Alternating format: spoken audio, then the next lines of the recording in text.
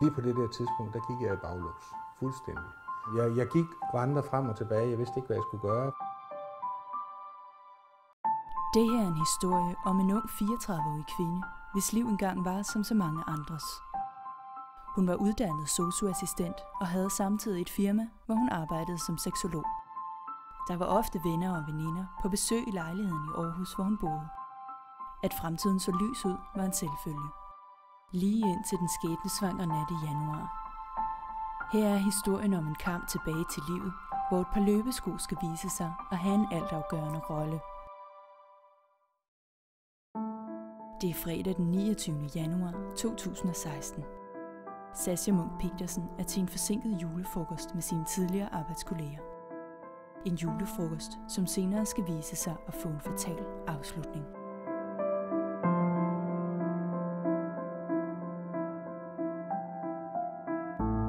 Sascha får et par glas vin, men ikke mere end det. Alligevel trækker festen ud, og hun tager først afsked med de forhenværende kolleger tidligt lørdag morgen. Og hvad der sker de næste par timer, er der faktisk ingen, der ved.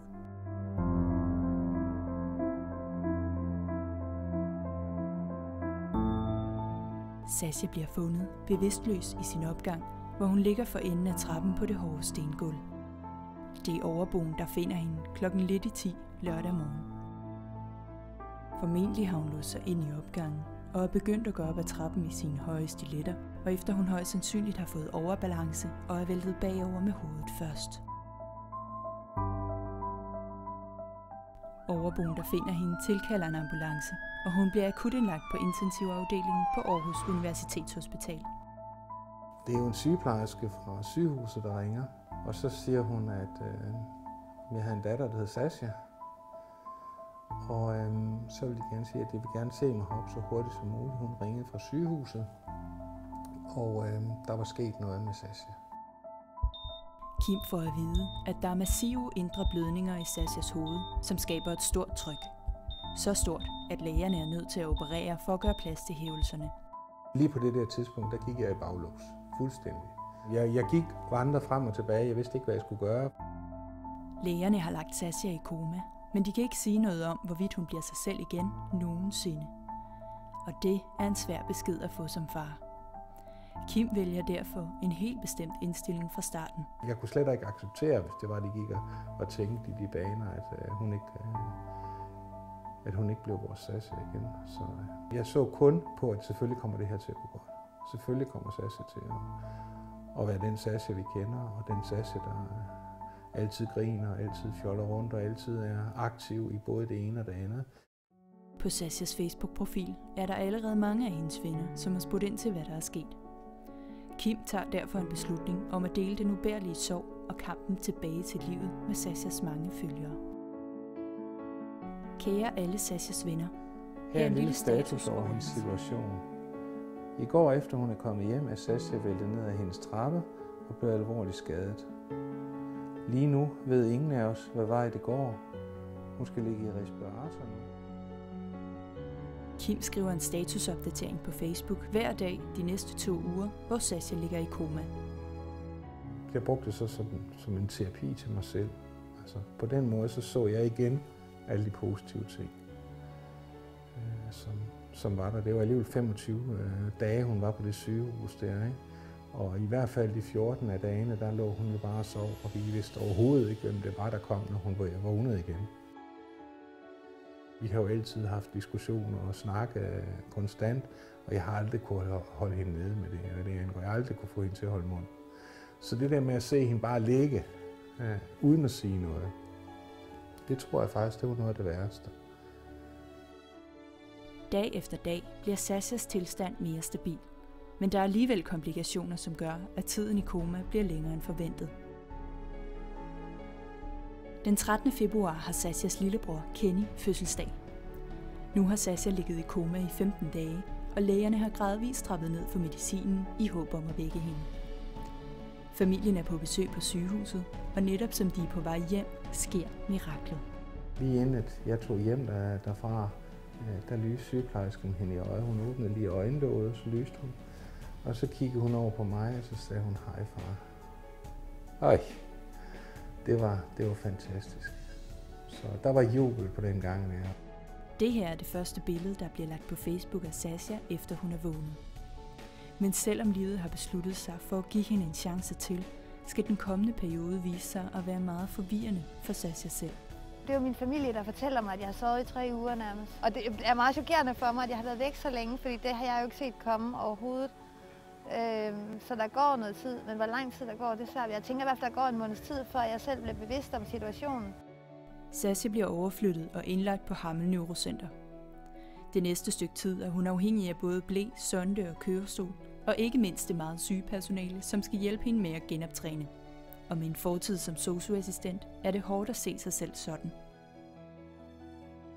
Og lige pludselig stå på den anden side, være den, der faktisk er patient og bliver hjulpet, og faktisk er i den situation, hvor jeg plejer at hjælpe andre, og se mig selv med ble og med sonde og med kørestol, så er jeg jo der, hvor jeg selv tænker, så har jeg virkelig været syg.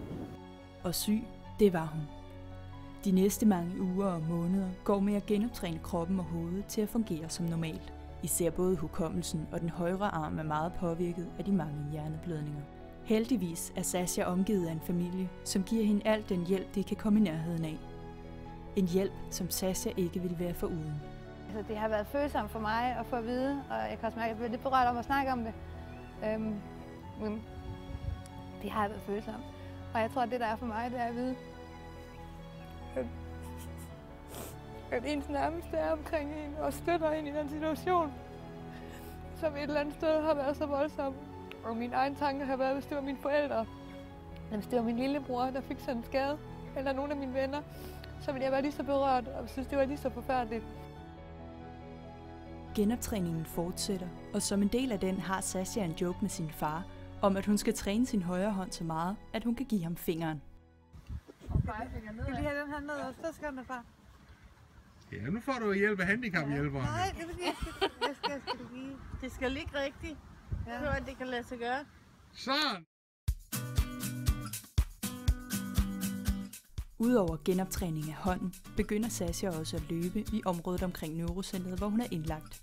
På den måde træner hun kroppen, men hun genoptræner også hukommelsen. Jeg synes, det der er hårdt, det er at huske vejen, faktisk. Fordi jeg bruger meget mental energi på at huske den vej. Men jeg synes, det er dejligt, og det er fantastisk. Så det er en blanding af både fysisk træthed og mental træthed. Og jeg skal lige have de andre med.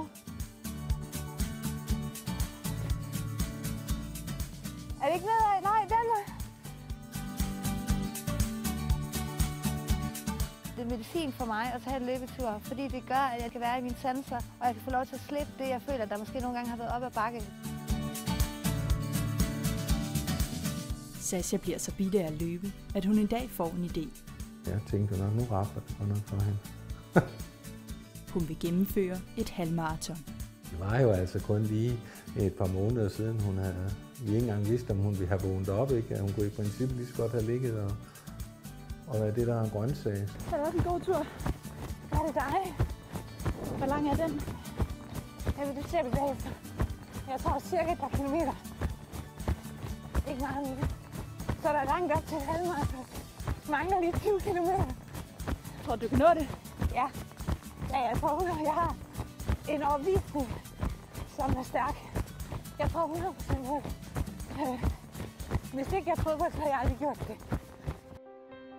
Da vi møder Sascha, mens hun stadig er indlagt, er det den 11. maj 2016. Godt en måned senere, nemlig den 19. juni, har hun tilmeldt sig Aarhus City Halvmarathon. Det er 21 km og 97,5 meter gennem Aarhus' gader og stræder. Og det er meget, når man lige har ligget 2 uger i koma. Hvis der var nogen, der skulle klare det, så ville det være hende. Fordi at hun er virkelig stedig. Når hun vil noget, hun har sat sig noget i hovedet, så går hun efter det. Og sådan blev det så. Sascha ville gennemføre halvmaratonet, selvom hun knap nok var udskrevet fra Neurocentret. Næste gang vi møder Sascha, er der 2 timer til startskuddet videre til Aarhus City Halvmarathon.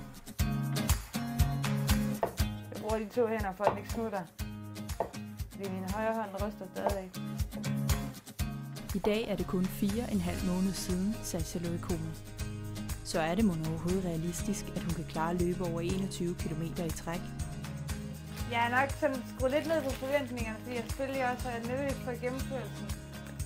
Jeg er helt vildt spændt og glæder mig helt vildt meget.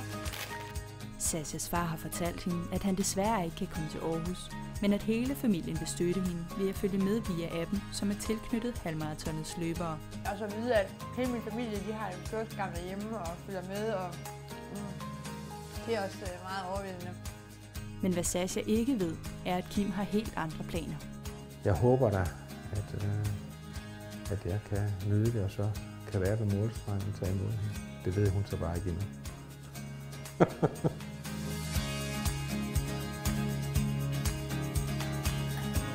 Er jeg klar? Kan du se det?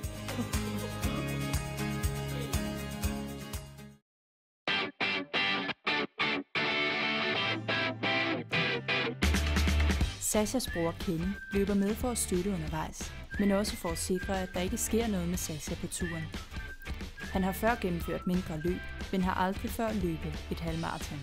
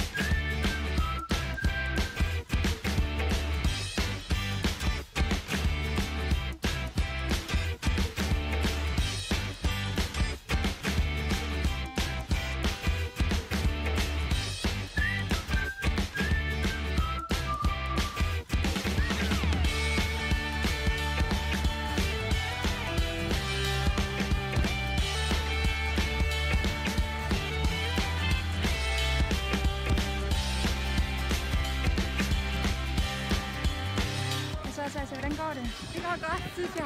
Har du gode ben? Jeg har dejlige ben. Ja, de er rigtig gode. Godt. Ja. Og du når det. Vi har jo lige rundet 6 km nu. Er det fantastisk? Er det 6 nu? Ja. Det er fedt. Hele Aarhus er fyldt op med festglæde og hæppende mennesker, og der er sjov og ballade på hvert et gadehjørne.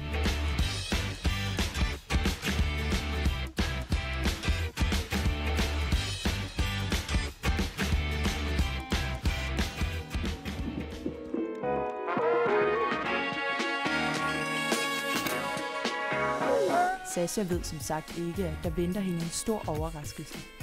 Hendes familie står nemlig klar på ruten til at hæppe og støtte hende igennem løbet. Er du spændt på at se hende, Kim? Ja, det kan du file med tro. Jeg glæder mig helt vildt. Det er godt nok spændende, det her. Så det må være lige om hjørnet.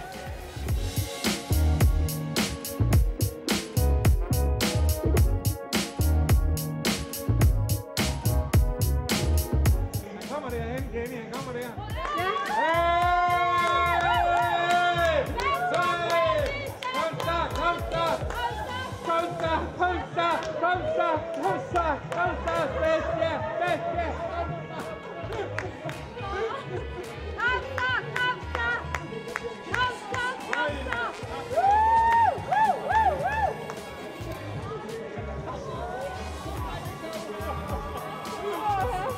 Så går vi op på trappen.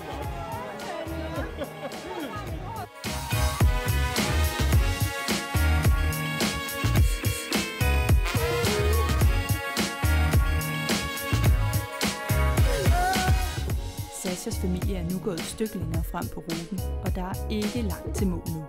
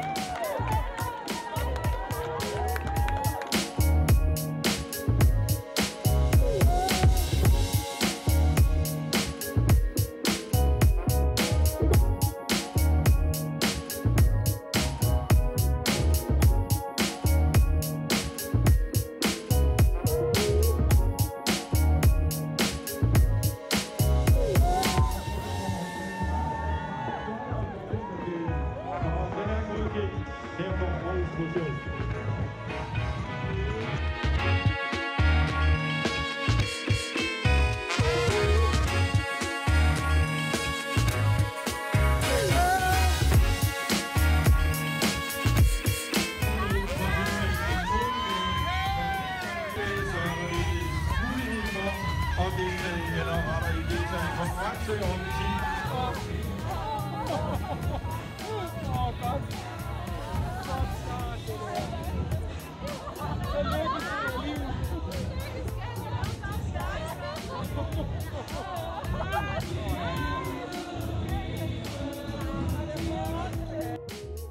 Sascha kom i mål i tiden 2 timer og 31 minutter.